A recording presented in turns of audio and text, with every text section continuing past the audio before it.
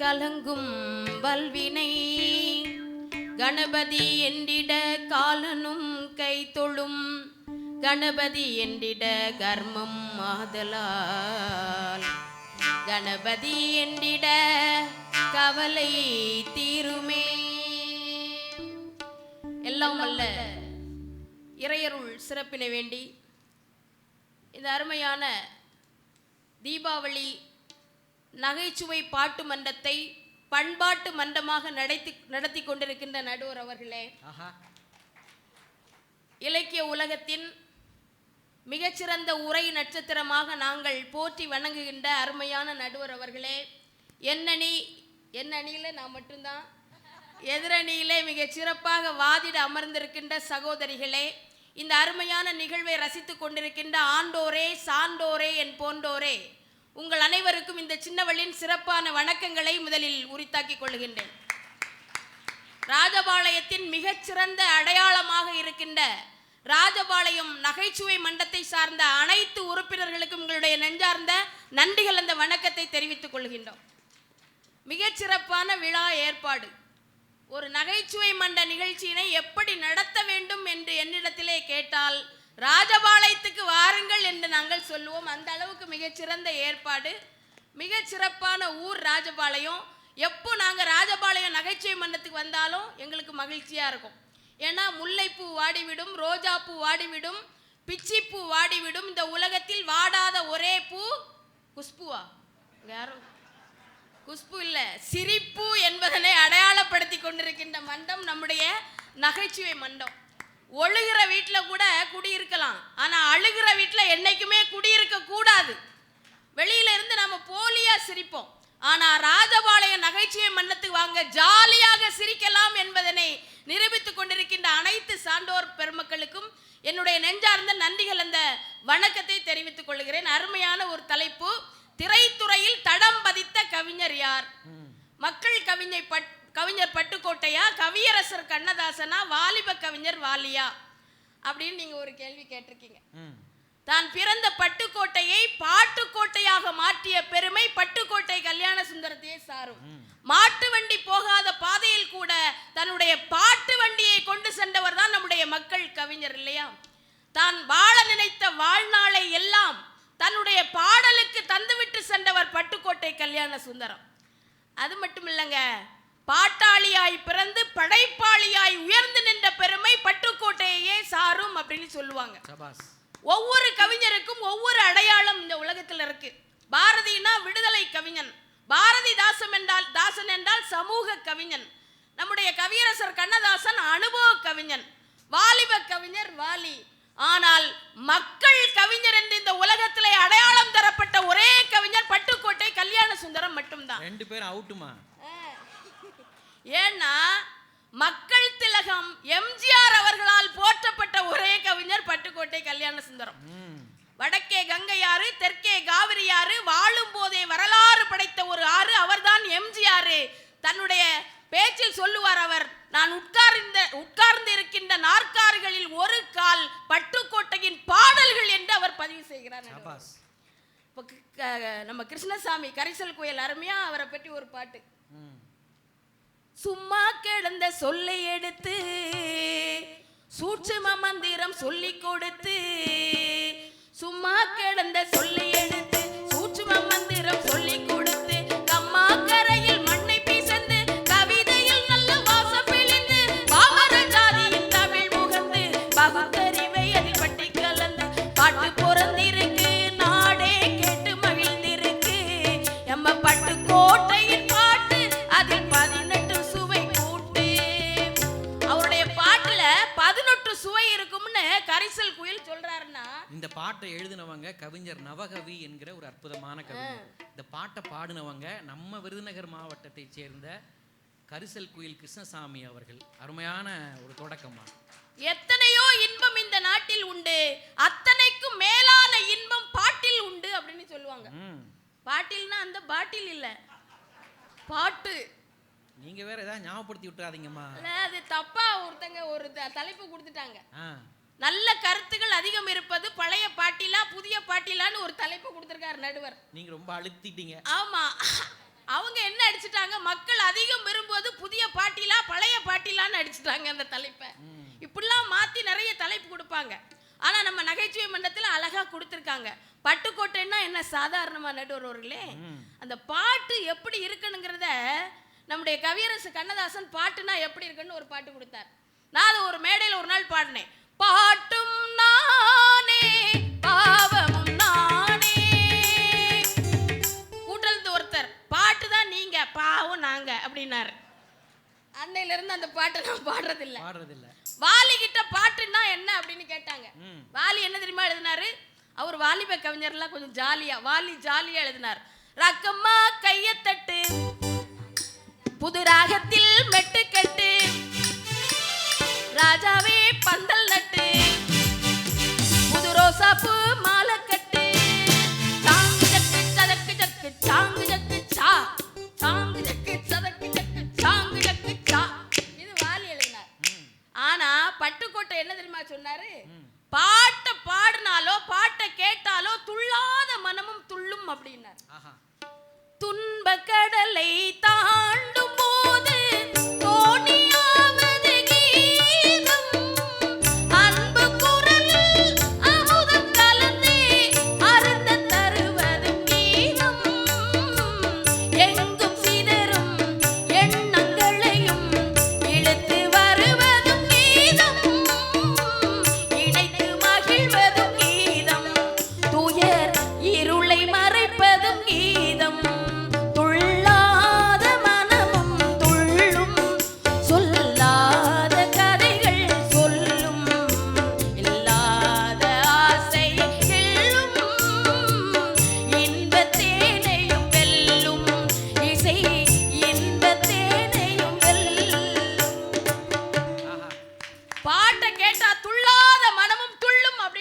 கவிஞர் எங்களுடைய பட்டுக்கோட்டை கல்யாண சுந்தரம்.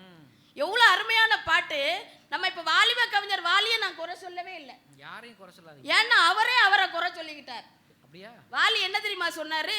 அவதார புருஷன் ஒரு படைப்பு, அதுல எழுதுறாரு, நான் யார் தெரியுமா? நான் ஒரு தட்டெழுத்து எந்திரம். இந்த தட்டெழுத்து எந்திரத்தை தட்டி தட்டி தமிழ் படிக்க வைத்தது அந்த எட்டெழுத்து மந்திரம் அப்படின்னார். யாரு? எட்டெழுத்து மந்திரம். அரிதாரம் பூசியவர்களை எல்லாம் ஒப்புக்காகவும் தான் உள்ளும் உப்புக்காகவும் பேசிய தப்புக்காக பாடிய தப்புக்காக இப்போ அவதார புருஷன் எழுதி கொண்டிருக்கிறேன் அப்படின்னார். இன்னொரு வார்த்தை எழுதினாரு, காமனை எழுதி காயப்பட்டிருக்கிறேன் நான், அதனால் இன்று ராமனை எழுதி அந்த ரணத்தை ஆற்றிக் கொண்டிருக்கிறேன் அப்படின்னு அவரே பாடிட்டார். ஏன்னா அவர் ஒரு பாட்டு பாடியிருப்பார், செஞ்ச பாவத்துக்கு பரிகாரம் தேடி இருக்கார். ஏன்னா அவரு ஒரு அழகான பாட்டு. எப்படி எப்படி நகைச்சுவை மன்றத்தில் கூட அந்த பாட்டை பாட முடியாது. அதெல்லாம் ஞாபகப்படுத்த வேண்டாமே. ஆமா, அப்படி நீங்க சொல்லி தானே கூட்டு வந்திருக்கீங்க, அப்படிலாம் பாடக்கூடாது அப்படின்னு. ஆனா கவியரசு கண்ணதாசனை பற்றி நம்ம விமர்சனம் வைக்க கூடாது. ஏன்னா அவரே சொல்லிட்டார், நடைபாதை வணிகன் என நான் கூறி விற்ற பொருள் நல்ல பொருள் இல்லை அதிகம்னு அவரே சொல்லிட்டார். அவர் ஒரு திறந்த புத்தகம். ஆனா எங்க பட்டுக்கோட்டை எப்படி தெரியுமா? 2 பக்தி பாட்டு தாங்க. அவர் கடவுள் மறுப்பு கொள்கை உள்ளவர். எல்லாரும் நாம எழுதும் போது எதை எழுதினாலும் பிள்ளையார் சொல்லி போட்டு எழுதுவோம். அவர் என்ன தெரியுமா எழுதுவாரு? பாரதிதாசன் வாழ்க என்று எழுதிவிட்டுத்தான் பிறகு பாட்டு எழுதுவார். ஏன்னா பாவேந்தர் பாரதிதாசன் இடத்திலே அவர் தமிழ் பயின்றவர். அப்போ அவருக்கு கடவுள் மறுப்பு கொள்கை. ஆனா பாட்டு எழுத சொல்றாங்க. என்ன பாட்டு? சௌபாக்கியவதின்னு ஒரு திரைப்படம். அந்த திரைப்படத்துல ஒரு பாட்டு எழுத சொல்றாங்க. இப்போ ஆள் பாதி ஆடை பாதி, இந்த மாதிரி ஆள் பாதி ஆன்மீகம் மீதி, திக்கற்றவருக்கு தெய்வமே துணை, இறை தேடுவதோடு இறையையும் தேடுன்னு சொல்லியிருக்காங்க. எத்தனை துணை நமக்கு இருந்தாலும் கடைசியில நற்றுணையாவது நமச்சிவாயமேன்னு சொல்றாங்க இல்லையா?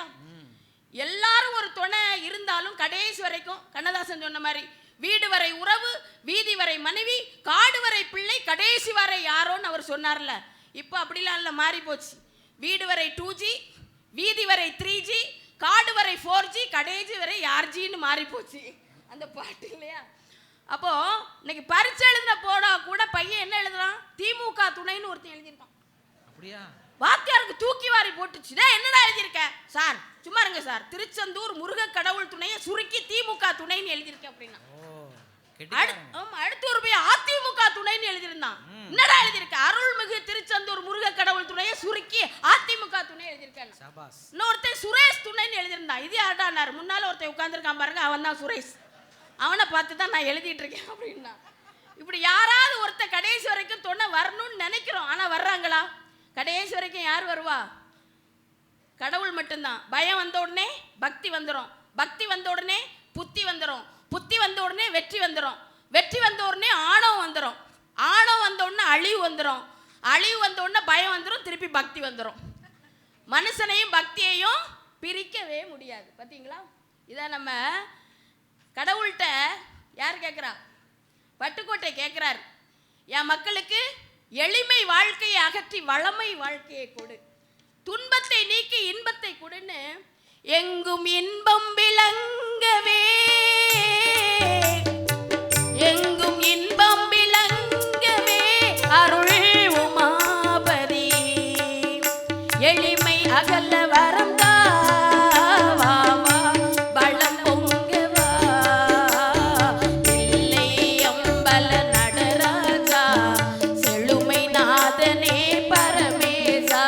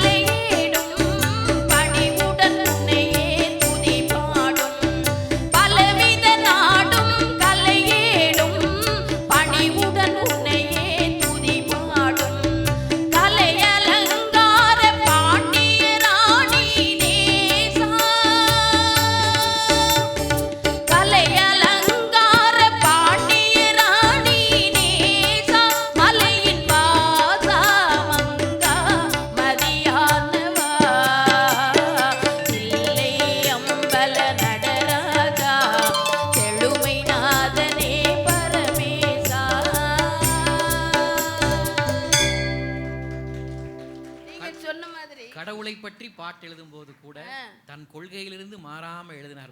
தாங்க பட்டுக்கோட்டை. எளிய மக்களுக்கு உதவி செய்ய வா கடவுளேன்னு கூப்பிட்டாரு. ஆமா, மக்களுக்கு எளிமையை அகற்றி வளமையை கொடு அப்படின்னு மக்களுக்காக கேட்டார். வாலியும் பக்தி பாட்டு எழுதியிருக்கார். ஒரு மான் மழுவும் சிறு கூன் பிறையும் சடைவார் குழலும் பிடைவாகனமும் கொண்ட நாயகனின் குளி தேகத்திலே நின்ற நாயகியே இடபாகத்திலே சக்தி பீடமும் நீ. கண்ணதாசனும் பக்தி இல்ல பெல் அடிக்குதான்னு பார்த்தேன். தடி நான் கூட பயந்துட்டேன் நடுவர்கள். இன்னும் காதலையே ஆரம்பிக்கலையே. காற்று இல்லாம கூட நாம வாழ்ந்துடலாம், காதல் இல்லாம நம்ம வாழ முடியுமா? அந்த காதல் பாட்டையெல்லாம் பட்டுக்கோட்டை மாதிரி யார் எழுத முடியும் நடுவர் அவர்களே? இப்பெல்லாம் காதல் எப்படி ஆரம்பிக்குது தெரியுமா? வாட்ஸ்அப்ல ஆரம்பிச்சு ஒயின் ஷாப்ல முடியுது இன்னைக்குள்ள காதல். ஆமா நடுவர் அவர்களே, ஒரு பையன் எஸ்எம்எஸ் அனுப்புறான் ஒரு பிள்ளைக்கு, செல்ல குட்டி என்ன பண்ணுது? உடனே அங்கிருந்து பதில், செல்ல குட்டி சாப்பிடுது. செல்லக்குட்டி என்ன சாப்பிடுது? செல்லக்குட்டி இட்லி சாப்பிடுது. உடனே சும்மா தானே இருக்கணும். செல்லக்குட்டி என்ன ட்ரெஸ் போட்டிருக்குது? உடனே அங்கிருந்து பதில், செல்லக்குட்டி லுங்கி கட்டி இருக்குது. உடனே எங்கிருந்து செல்லக்குட்டி போய் சொல்லுது, செல்லக்குட்டி லுங்கி எல்லாம் கட்டாது. உடனே எங்கிருந்து பதில், செல்லக்குட்டி தூங்குது, செல்லக்குட்டிக்கு அப்பா கம்போட வருது அப்படின்னு. ஒரு காதலை வாட்ஸ்அப்லேயே முடிச்சுட்டான் பாருங்க. காதலில் பல வகை இருக்கு.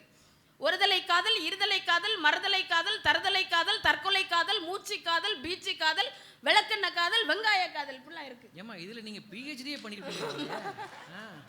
பேசாமல் காதலித்தால் அது இதயம், சைக்கிள் செயினோடு காதலித்தால் அது உதயம், சின்னத்தம்பி காதலித்தால் சாது, சித்தப்பிரமை பிடித்தவன் காதலித்தால் சேது, அம்பியை காதலித்தால் அந்நியன், மாமியை காதலித்தால் சாமி, அப்பாவின் அனுமதியோடு காதலித்தால் காதலுக்கு மரியாதை, அப்பாவே காதலித்தால் முதல் மரியாதை.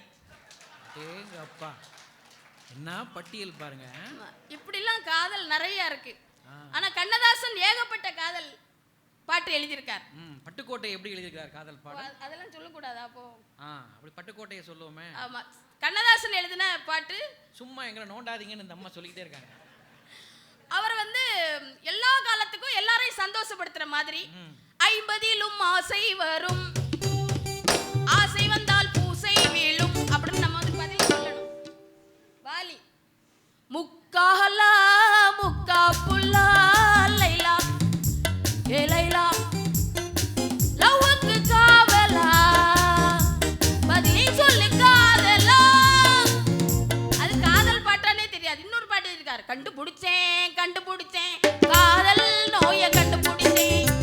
காதல் ஒரு நோய் அப்படின்னு எழுதியிருக்காரு. ஆனா இப்படி எழுதி ஆனா வெறும் 2ஆம் வகுப்பு படிச்ச பட்டுக்கோட்டை எழுதியிருக்காரு பாருங்க. எல்லாம் எதுகையோட இருக்கும். இலங்கை நகரத்திலே இன்பவல்லி நீ இருந்தா இந்து மகா சமுத்திரத்தை இங்கே இருந்தே தாண்டிடுவேன் வச்சு எழுதியிருக்காரு. அடுத்து உனக்காக எல்லாம் உனக்காக இந்த உடல் உயிர் ஒட்டி இருப்பது உனக்காக எழுதியிருக்காரு பாருங்க. அடுத்து ஒரு பாட்டு, பக்கத்தில் இருப்பேன் உன்னை பார்த்து பார்த்து ரசிப்பேன். பட்டுக்கோட்டை பேச வரணும்னா தயார் பண்ணண்டா. ஏன்னா அது மக்கள் மொழி. காதுல வந்த உடனே இதயத்துக்குள்ள அப்படியே பதிஞ்சிரும். நடுவர் அவர்களே, கண்ணதாசனுக்கு தயார் பண்ணணும், வாலிக்கு தயார் பண்ணணும். அதனாலதான் நான் தயார் பண்ணவே இல்லை, கேட்டுட்டு மட்டும் வந்திருக்கேன். இல்ல எனக்கு புரியுதுமா. பட்டுக்கோட்டை பாட்டுல காதலனும் காதலிக்கு இடையில நாகரிகம் நாற்காலி போட்டு உட்கார்ந்து இருக்கும். காதலன் பேச வாரான் காதலிக்கிட்ட, கொஞ்சம் வரம்பு மீற மாதிரி இருக்கு. உடனே காதலி சொல்ற, வழக்கமா நீங்க இப்படி பேச மாட்டீங்களே. வழக்கமா அப்படிங்கிற சொல்லுக்கு வாடிக்கைங்கிற ஒரு சொல்ல போடுறாரு. அருமை. வாடிக்கை மறந்ததும் ஏனோ என்னை மாட்டிடும் எண்ணத்தில் தானோ பல கோடி மலர் அழகை மூடி வைத்து மனதை கொள்ளை அடிப்பதும் ஏனோ வாடிக்கை மறந்திடுவேனோ. கடைசியில சொல்றாரு பாருங்க, காந்தமோ இது கண்ணொளிதானோ காதல் நதியில் நீந்திடும் மீனோ. காந்தமோ இது கண்ணொளிதானோ காதல் நதியில் நீந்திடும் மீனோ. கருத்தை அறிந்தும் நானும் ஏனோ. இது காதலி சொல்றான். அதுக்கு காதலி சொல்றா, பொறுமையா இருடா, இதுக்கு அவசரப்படுற, பொறுமை இழந்திடலாமோ பல புரட்சியில் இறங்கிடலாமோ. நான் கருங்கல்லு சிலையோ காதல் எனக்கு இல்லையோ வரம்பு மீறுதல் முறையோ வாடிக்கை மறந்ததும் ஏனோ என்னை வாட்டிடும் எண்ணத்தில் தான். அருமையான ஒரு காதல் பாட்டுங்க. வாழ்க்கையில எப்போ சுறுசுறுப்பா இருக்கணுங்கிறத கற்றுக் கொடுத்தவரே பட்டுக்கோட்டை தாங்க. ஏன்னா அவர் எப்பவுமே சுறுசுறுப்பா இருப்பார். நம்ம எந்த நண்பர்களோட சேரணும் தெரியுமா? பணக்கார நண்பர்களோட சேரக்கூடாது, பகட்டான நண்பர்களோட சேரக்கூடாது, எப்பவும் நம்மளை உற்சாகப்படுத்தாத நண்பர்களோட சேரக்கூடாது. யாரோட சேரணும்னா, யார் நம்மை உற்சாகப்படுத்துகிறார்களோ, யார் நம்மை ஊக்குவிக்கிறார்களோ, யார் நமக்கு மகிழ்ச்சியை தருகிறார்களோ அவர்களோட சேரணும். பட்டுக்கோட்டை ஒரு நிகழ்ச்சிக்கு போறார். அவர் தன் வாழ்க்கையில 17 வேலை செஞ்சிருக்காருங்க. மீன் வித்திருக்காரு, நண்டு வித்திருக்காரு, விவசாயம் பண்ணியிருக்காரு, மாங்காய் வித்திருக்காரு, தேங்காய் வித்திருக்காரு. அதே மாதிரி குயில் பத்திரிகையில ஆசிரியராக இருந்திருக்கிறாரு, பாட்டு எழுதியிருக்காரு. அப்படி பாவேந்தர் பாரதிதாசன் இடத்திலே இருந்தாருக்கு. 17 வேலை செய்ததாக சொல்றாங்க. அப்ப எவ்வளவு சுறுசுறுப்பா இருந்திருப்பாருன்னு பாத்துக்கோங்க. நாடகம் நடிச்சிருக்காரு. ஆமா, ஒரு நாடகம் நடிச்சிட்டு நடிக்க போகும்போது அந்த ஊர்ல நாடகம் ரத்தாயிட்டுங்க, கேன்சல் ஆயிட்டு. அந்த கலைஞர்கள் எல்லாம் சோகத்துல வர்றாங்க பஸ் பேருந்துல. இவர் உடனே அந்த சோக நிலையை மாத்தணுங்கிறதுக்காக ஒரு பாட்டு சொல்றாரு. சின்ன குட்டி நாத்தனா சில்லறைய மாத்தினா, சின்ன குட்டி நாத்தனா சில்லறைய மாத்தினா, உன்ன குடி போற வண்டியில் குடும்பம் பூரா ஏத்தினா, சின்ன குட்டி நாத்தனா சில்லறைய மாத்தினா.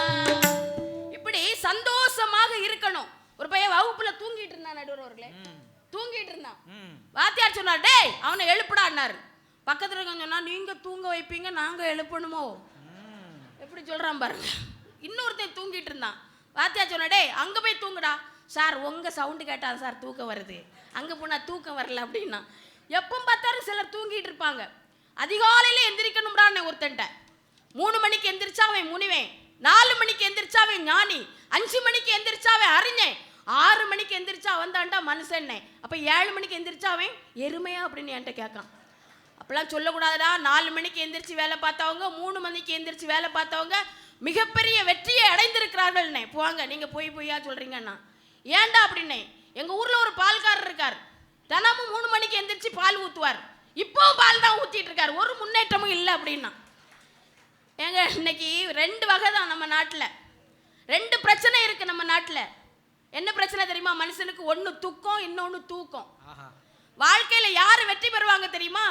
உறக்கத்தையும் இரக்கத்தையும் அளவாக வைத்துக் கொள்பவர் தான் இந்த உலகத்தில் வெற்றி பெறுவார்கள். நடுவர் அவர்களே, சில பேர் என்ன பண்றான், பொழுதுபோக்கே இல்லாம உழைக்கிறான். சில பேர் உழைக்காமலே பொழுதுபோக்குறான். இந்த 2 வகை இருக்கு. இவன் எப்படி இருக்கணுங்கிறத பட்டுக்கோட்டை தூங்காதே தம்பி தூங்காதே பாட்டுல சொன்னார் பாருங்க. இவ்வளவு அருமையா சொன்னார். போர் படைதனில் தூங்கியவன் வெற்றி இழந்தான், உயர் பள்ளியில் தூங்கியவன் கல்வி இழந்தான், கடைதனில் தூங்கியவன் முதல் இழந்தான், கொண்ட கடமையில் தூங்கியவன் புகழ் இழந்தான், பொறுப்புள்ள மனிதரின் தூக்கத்தினால் பல பொன்னான வேலையெல்லாம் தூங்குதப்பா தூங்காதே தம்பி தூங்காதே.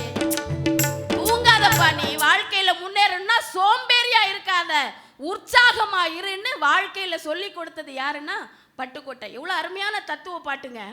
கடைசியில் அவர் இறந்து போற சூழ்நிலையில அதுக்கு முன்னாடி ஒரு பாட்டு எழுதுறார். அழகான பாட்டு. தானா எவனும் கெடமாட்டான், தடுக்கி விடாம விழமாட்டான், போனா எவனும் வரமாட்டான், இதை புரிஞ்சுக்கிட்டவன் அழமாட்டான் அப்படின்னு எழுதுறாருங்க. இந்த மாதிரி ஒரு தத்துவத்தை யாராவது 29 வயசுக்குள்ள எழுத முடியுமா நடுவர் அவர்களே? அவருக்கு வாழ்க்கை வரலாறு கேட்குறாங்க. ஒரு பத்திரிகையாளர் கேட்கிறார், உங்க வாழ்க்கை வரலாற்றை சொல்லுங்க. என்னத்தை சொல்றது? முதல்ல நடந்து போனேன், அப்புறமா சைக்கிள் ரிக்ஷாவில் போனேன், அப்புறமா பேருந்தில் போனேன், இப்போ காரில் வர்றேன், இதான் என்னுடைய வாழ்க்கை வரலாறு அப்படின்னு சொல்றாரு. எல்லா தமிழ் புலவர்களும் தங்களுடைய பேரை சின்னதாக வச்சிருக்காங்களே, நீங்க உங்க பேரை பெருசா வச்சிருக்கீங்களேன்னு கேட்டாங்க. அதுக்கு சொன்னார், அவங்க பெரிய புலவர்கள் பேரை சின்னதாக வச்சுக்கிட்டாங்க, நான் ஒரு சின்ன புலவன், பேராவது பெருசா இருக்கட்டுமே அப்படின்னு சொல்லி அருமையா சொல்லுவாருங்க. இந்த குட்டியாடு தப்பி வந்தா குள்ளநரிக்கு சொந்தம், குள்ளநரி மாட்டிக்கிட்டா குறவனுக்கு சொந்தம், தட்டுக்கட்ட மனுஷங்கண்ணில் பட்டதெல்லாம் சொந்தம், சட்டப்படி பார்க்க போனா 8 அடி தான் சொந்தம்னு எழுதியிருப்பார். 6 அடி தானங்க எழுதுவாங்க.